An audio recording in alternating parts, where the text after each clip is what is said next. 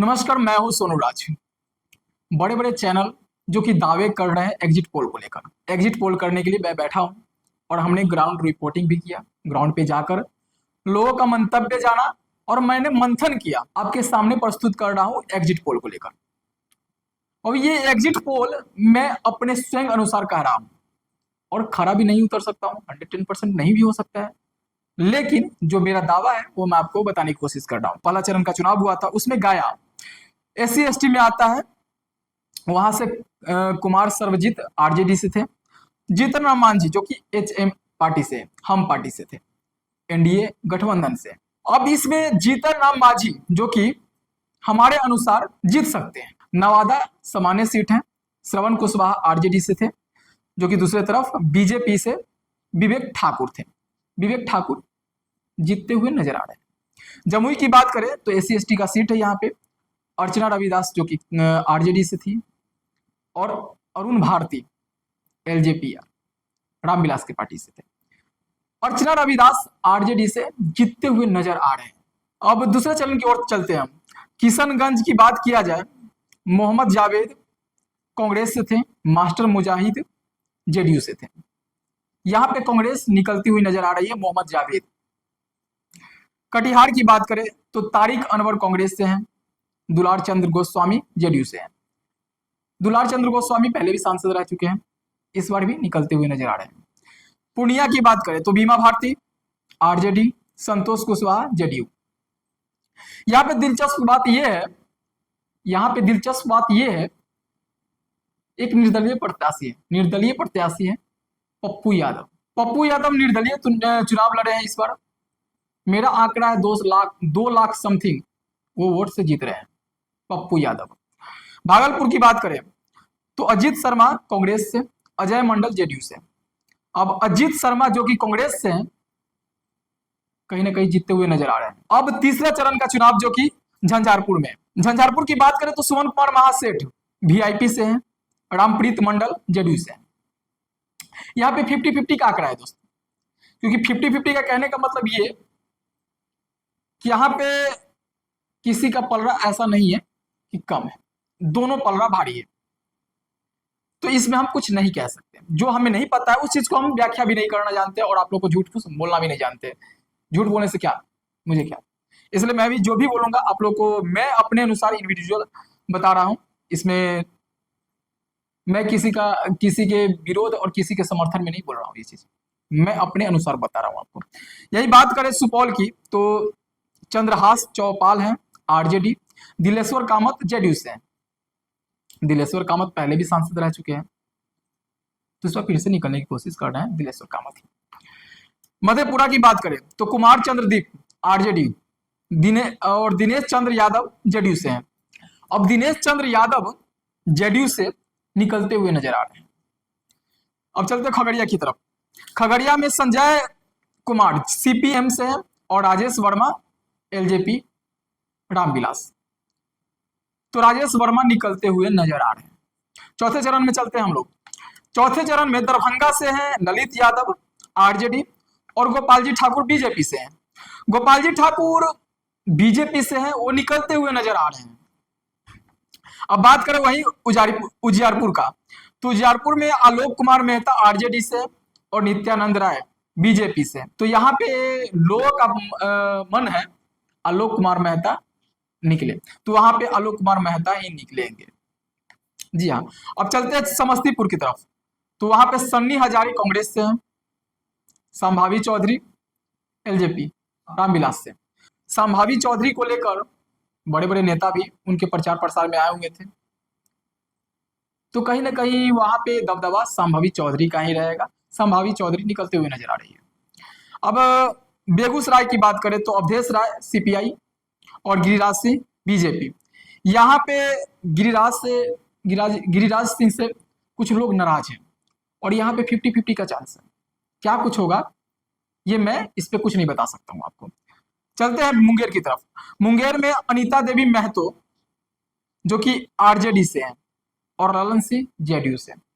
राजीव कुमार ललन सिंह सांसद पहले भी रह चुके हैं, तो निकलते हुए नजर इस बार भी आ रहे हैं। वही बात करते हैं सीतामढ़ी की तो सीतामढ़ी अर्जुन राय आरजेडी, देवेश चंद्र ठाकुर जेडीयू। यहाँ पे दोस्त पलड़ा भारी हो चुका था, लहर किसी और का था, वोट किसी और को मिल रहा था, क्योंकि यहाँ पे जाति जनगणना के अनुसार देखा जाए तो एम वाई समीकरण कहीं ना कहीं ज्यादा है वहां पे, तो वहां पे अर्जुन राय का पलड़ा भारी है और इस बार अर्जुन राय आ रहे हैं। वही बात करें मधुबनी की तो मोहम्मद अली अशरफ फातमी आरजेडी से, अशोक कुमार यादव बीजेपी से।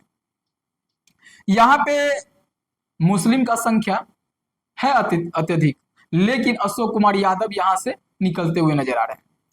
वही बात करें मुजफ्फरपुर की तो अजय निषाद कांग्रेस और राजभूषण निषाद बीजेपी से।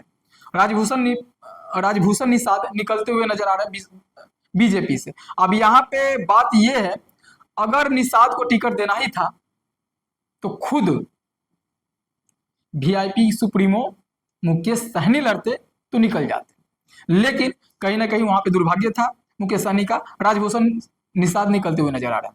सारण की बात करें तो रोनी आचार्य राजीव प्रताप रूडी, रोनी आचार्य आरजेडी, राजीव प्रताप रूडी बीजेपी। यहाँ पे 50-50 का चांस है, दिलचस्प लड़ाई है यहाँ पे। क्यों? क्योंकि पहले भी सांसद रह चुके हैं राजीव प्रताप रूडी, और रोनी आचार्य के बारे में तो आप लोग जानते ही होंगे, जो कि लालू यादव की बेटी है। तो लालू यादव की बेटी है, कहीं ना कहीं दबदबा तो बनेगा ही, लेकिन यहाँ पे कहा जाए तो 50-50 का चांस है, लेकिन राजीव प्रताप रूडी निकलते हुए नजर आएंगे। हाजीपुर की वही बात करें तो शिवचंद्र राय राम आरजेडी, चिराग पासवान एलजेपी, तो यहाँ पे चिराग पासवान निकलेंगे। छठे चरण की ओर चलते हैं हम लोग। छठे चरण में पश्चिम चंपारण मदन मोहन तिवारी कांग्रेस, डॉक्टर संजय जायसवाल बीजेपी। जी आपको बता दें डॉक्टर संजय जायसवाल निकलते हुए नजर आ रहा है। पूर्वी चंपारण की बात करें तो राजेश कुशवाहा वीआईपी, राधा मोहन सिंह बीजेपी, राधा मोहन सिंह निकलेंगे यहां से हमारे अनुसार। शिवहर की बात करें तो रितु जायसवाल जो कि आरजेडी, लवली आनंद जेडीयू, तो यहां से रितु जायसवाल निकलते हुए नजर आएंगे, क्योंकि एमवाई समीकरण के अनुसार वहां पे अच्छा खासा मुस्लिम और यादव का जनसंख्या है, तो यहाँ पे रितु जायसवाल निकलते हुए नजर आ रही है। अब बात करें वही वैशाली की तो वैशाली में मुन्ना शुक्ला, विजय कुमार शुक्ला का ही नाम है मुन्ना शुक्ला, आरजेडी से है। बीना देवी एलजेपी रामविलास के पार्टी से। यहाँ पे मुन्ना शुक्ला निकलेंगे, मुन्ना शुक्ला ही निकलेंगे, तो मुन्ना शुक्ला निकलते हुए नजर आ रहे हैं। गोपालगंज की बात करें तो प्रेमनाथ चंचल वीआईपी, आलोक सुमन जेडीयू से हैं, यहाँ पे आलोक सुमन निकलते हुए नजर आ रहे हैं। अब वही बात करें महाराजगंज की तो महाराजगंज आकाश प्रसाद सिंह कांग्रेस, जनार्दन सिंह सिग्रीवाल बीजेपी से। अब यहाँ पे एक दिलचस्प लड़ाई है, क्योंकि यहाँ पे दोनों एक का एक पलड़ा भारी नजर आ रहा है। अब यहाँ पे कुछ कहना मुश्किल सा नजर आ रहा है, तो इसमें 50-50 के चांस है, यहाँ पे हम कुछ नहीं कह सकते हैं। बात करें सातवें चरण की, सातवां चरण का चुनाव जो कि हाल ही फिलहाल में हुआ, कल हुआ 1 तारीख को, उसका कुछ ब्यौरा बता देते हैं आपको। पटना साहिब की बात करें तो अंशुल अभिजीत जो कि कांग्रेस से हैं, रविशंकर प्रसाद बीजेपी से हैं, रविशंकर प्रसाद निकलते हुए नजर आ रहे हैं। बात करें पाटलिपुत्र का तो मीसा भारती आरजेडी, रामकृपाल यादव बीजेपी, रामकृपाल यादव निकलते हुए नजर आ रहे हैं। कल रात 6:30 बजे के समथिंग वो निकले हुए थे लोगों से बात करने के लिए, चुनाव खत्म हो गई थी, उन्होंने बात करने के लिए निकले थे, और लोगों से बात करने के क्रम में गोलीबारी भी चली थी वहां पे, बताया जा रहा है सूत्रों के मुताबिक, जो बताया जा रहा है वो आपको बता रहे हैं। रामकृपाल यादव यहाँ से निकलते हुए नजर आ रहे हैं। आरा की बात करें तो सुदामा प्रसाद सीपीआई-एमएल और RK Singh BJP. RK Singh पहले भी सांसद रह चुके हैं 2 बार, अब इस बार हैट्रिक लगा पाते या नहीं लगा पाते, लेकिन आपको बता दें हैट्रिक लगाएंगे ही लगाएंगे। आरके सिंह वहां से निकलते हुए नजर आ रहे हैं। बक्सर की बात करें तो सुधाकर सिंह आरजेडी और मिथिलेश तिवारी बीजेपी। अब सोचेंगे इस दोनों में कौन निकलेगा, यहाँ पे दोनों नहीं निकल रहे हैं। जी हाँ, यहाँ पे दोनों नहीं निकल रहे, आनंद मिश्रा यहाँ पे निर्दलीय प्रत्याशी निकल रहे हैं, तो आनंद मिश्रा यहाँ से निकलते हुए नजर आ रहे हैं। काराकट की बात किया जाए तो राजा राम सिंह सीपीआई-एमएल और उपेंद्र कुशवाहा आरएलएम। उपेंद्र कुशवाहा का चांस बहुत कम हो चुका है दोस्तों, पवन सिंह यहाँ पे बाजी मारते हुए नजर आ रहे हैं। अब पवन सिंह के साथ कंडीशन ये है कि बीजेपी ने इनका टिकट, बीजेपी ने अपने पार्टी से निष्कासित कर दिया है। 2 बार ये इस बीजेपी में शामिल हुए थे, लेकिन जीत के बाद किसके साथ जाते हैं ये देखना बड़ा दिलचस्प होगा। अब बात करें जहानाबाद की। जहानाबाद में सुरेंद्र प्रसाद आरजेडी, चंदेश्वर चंद्रवंशी जेडीयू से। अब यहाँ पे चंदेश्वर चंद्रवंशी निकलते हुए नजर आ रहे हैं, क्योंकि चंद्रवंशी समाज वहां पे ज्यादा है। सबने दावा किया, मेरा भी दावा रहा, और आपने देखा मैं किसी के पार्टी के लेकर नहीं, मैं किसी पार्टी विशेष पे नहीं बोला हूं। ये मेरा मंतव्य, लोगों का मंतव्य था और मेरा मंथन था, ये मैंने आपको बताया। कैसा लगा वो मुझे बताइएगा कमेंट करके। अगर हमारे वीडियो को देखे हैं तो शेयर कीजिएगा, हमारे चैनल को सब्सक्राइब कीजिएगा, शेयर कीजिएगा। फेसबुक पे देख रहे हैं तो एक बार फॉलो जरूर कर लीजिएगा। धन्यवाद।